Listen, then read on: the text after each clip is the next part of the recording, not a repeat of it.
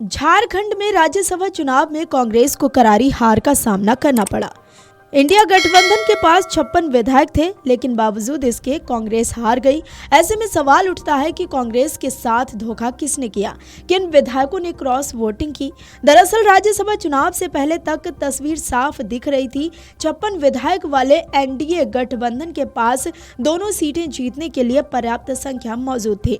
पहले से ही फुल तैयारी कर ली गई थी। सीएम आवास में बैठकें हुई, मॉक पोल कराए गए, विधायकों को मतदान की तकनीकी जानकारी दी गई ताकि ऐन मौके पर गड़बड़ी ना हो। सार्वजनिक रूप से एकजुटता का दावा भी किया गया, लेकिन नतीजों ने तमाम सवाल खड़े कर दिए। जेएमएम पार्टी से बैजनाथ राम की जीत तय मानी जा रही थी। असली मुकाबला दूसरी सीट पर था, जहां कांग्रेस के प्रणब झा और निर्दलीय परिमल नाथवानी के बीच टक्कर थी, जिसमें बैजनाथ राम और एनडीए समर्थित निर्दलीय उम्मीदवार परिमल नाथवानी ने राज्यसभा चुनाव में जीत दर्ज की।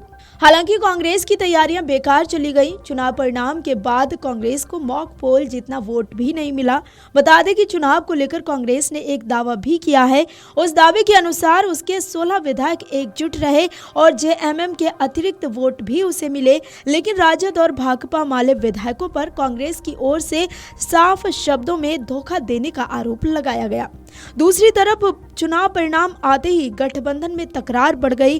कांग्रेस प्रभारी के राजू ने आरोप लगाया है कि प्रणब झा को जेएमएम के 4 वोट मिले, लेकिन राजद और माले ने क्रॉस वोटिंग की है। के राजू ने कहा कि इंडिया गठबंधन के 26 विधायकों के वोट कांग्रेस को मिलने चाहिए थे, लेकिन 6 वोट कम मिले, जबकि जेएमएम को जीत के लिए 28 वोटों की जरूरत थी, लेकिन रणनीति के तहत 30 वोट दिलाए गए। इसके अलावा कई बार ट्रेनिंग और मॉक पोल के बावजूद 3 वोट अवैध हो गए, जबकि एनडीए को 4 वोट अधिक मिले। सुनिए, हार के पहले जीत के बारे में बात करिए। हमारा जेएमएम कैंडिडेट का 30 वोट मिला, ओके।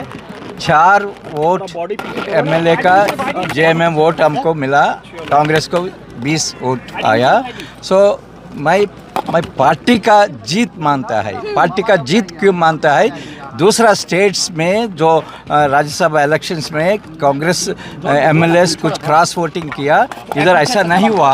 मैं पार्टी का जीत मानता है, भले कैंडिडेट का जीत नहीं हुआ, मगर पार्टी का जीत है। हमारा 16 एमएलएस इंटैक्ट है। वहीं आरजेडी के कई नेताओं ने कांग्रेस नेता के राजू पर जमकर हमला बोला है और कहा है कि कांग्रेस नेता का ये स्टेटमेंट हम बर्दाश्त नहीं करेंगे। जब जब कांग्रेस पार्टी पर आफत आई है, देश में हमारे नेता ने खड़ा होकर के बचाने का काम किया है।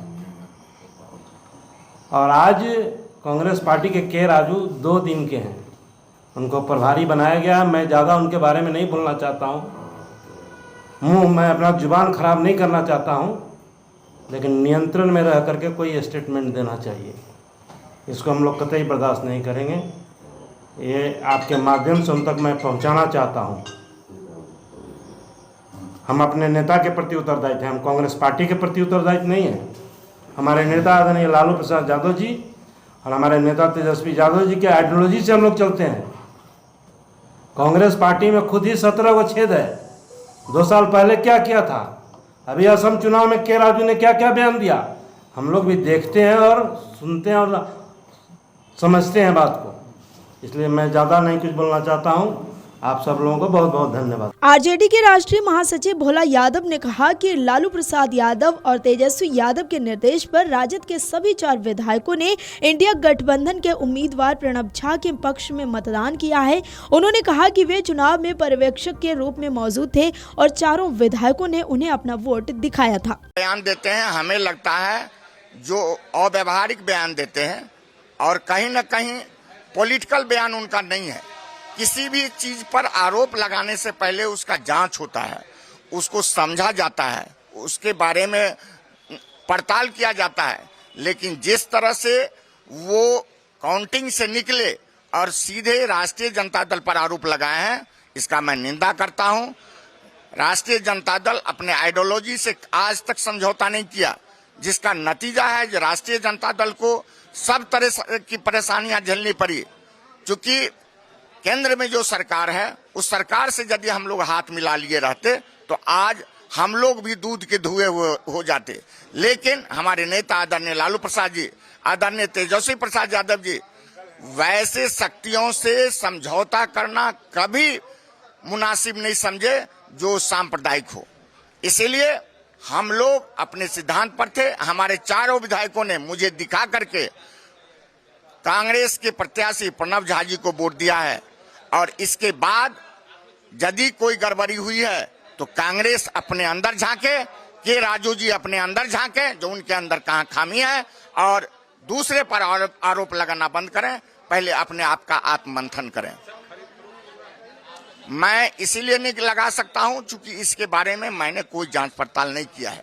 जो किसी पर भी आरोप लगाने से पहले जांच पड़ताल होनी चाहिए। देखिए, इसमें सीबीआई जांच नहीं होता। इसमें हर एक दल अपने आप को आत्ममंथन करता है, जो हमसे कहां चूक हुई है। हमारे दल के अंदर कोई चूक नहीं हुई। लालू प्रसाद जी, आदरणीय तेजस्वी प्रसाद यादव जी ने हमें भेजा था, हमारे विधायकों ने ईमानदारी से अपना काम किया है, इसलिए हम संतुष्ट हैं, अपने नेता को संतुष्ट कर दिया। निश्चित मैं भी वही बात कर रहा हूं। कांग्रेस अपने आप को आत्ममंथन करे, और खास करके के राजू जी अपने गिरवान में झांके, जो उनमें कहां छेद है। देखिए, गठबंधन को इससे कोई लेना देना नहीं है। ये शीर्ष नेतृत्व का मामला है।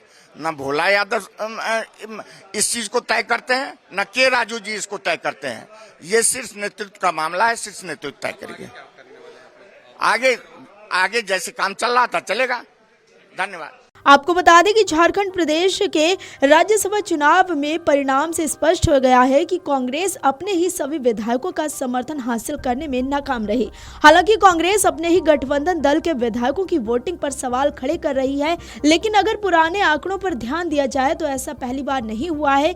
मार्च महीने में राज्यसभा के द्विवार्षिक चुनावों में कांग्रेस के हरियाणा से 5, ओडिशा से 2 और बिहार से 3 विधायकों ने बीजेपी के पक्ष में खुलकर क्रॉस वोटिंग की थी और जानबूझकर अनुपस्थित रहे थे।